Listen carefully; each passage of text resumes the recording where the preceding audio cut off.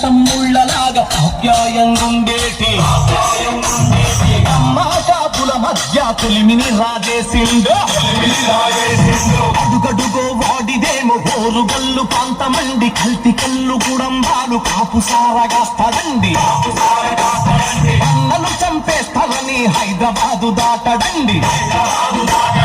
ఈ గాడిద కొడుకులు ఎన్నికల్లో పోటీ చేస్తూ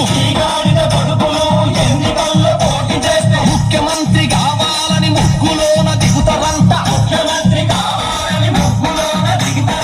ఆడు ముఖ్యమంత్రి అయితే వీడు జై అందంటాడు వీడు ముఖ్యమంత్రి అయితే